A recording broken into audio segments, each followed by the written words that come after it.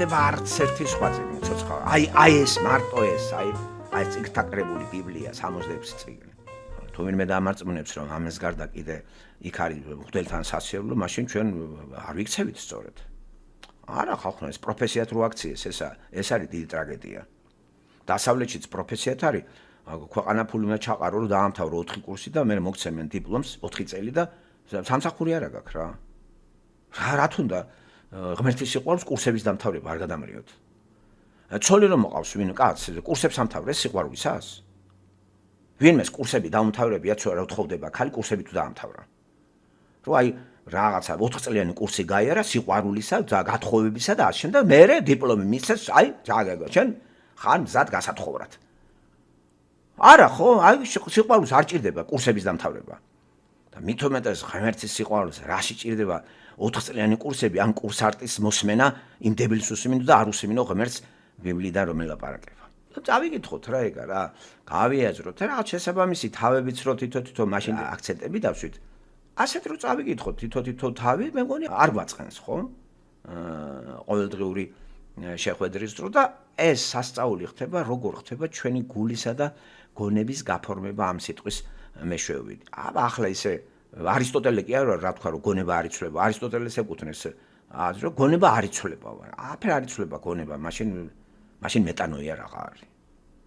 მონანიებად რო ითარგმნება. სიტყვა სიტყვით ეგ არის ცვლილება გონებისა და აზრების. მეტანოუს, მეტანოია.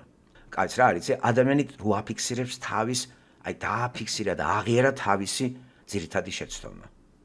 ეგ არის ბაკაიანი. ქართულად მონანიებას რო ვიძახდა, ქართველთან მონანიება თუ მოგისმენიათ. ქართველი არასოდეს არ აღიარებს რომ დააშავა. არ არსებობს ქართველი და მონანიება რა. მე არ მსმენია და ძალიან უჭირს ქართველს რომ აღიაროს მე დამნაშავე ვარ. და მეტანოია არის ცვლილება აზრებში, ცვლილება გულში. და ამას ღმერთი აკეთებს თუ გამოცვლა არ შეიძლება, ესე იგი არ შეიძლება დაბადებაც. მაშინ ტყუილი ყოფილა ესა. არისტოტელეს ვაპატიოთ ახლა ეს არც ქრისტეს შეხვედრია და არც ბიბლია იცოდა მაგან ხო?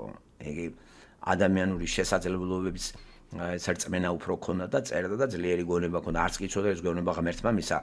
თუმცა ღმერთს არ უარყოფდა, მაგრამ მისი ღმერთი ეს ავიც აბსტრაქტული ღმერთი კიდევ ისრად უნდა ხო?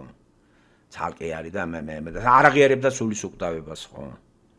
სხეულთანაც სულიც კვდება. არა და კაცმა რამდენი რამე დაწერა სახელმწიფო მოწყობაზე და утопия არის. მე რა მოაწყეთ სახელმწიფო? მოაწყო ახლა დემოკრატია, ოლიგარქია, ტირანია და ახასიათ. არის მე ქვეყანა ესე მან არ იცოდა რომ ადამიანი ცოდვილი ბუნების მატარებელია და ცოდვა განაპირობებს ადამიანის ქმედებებს. და რაშვაში არის აქ ფემინიზმი, მამაკაცობა, იმის საწყისები. ორივე ქალი და კაცი ცოდვილი ბუნების მატარებელია და ქალს ცოდვილი ბუნების გამო უნდა რომ გაბატონდეს და ეპოქა მოვიდა ისეთი რომ გააბატონა და უკაკუნებს კაცს თავში ლაწალუწი აქვს ისე ყველანაირად დაჩაგარა.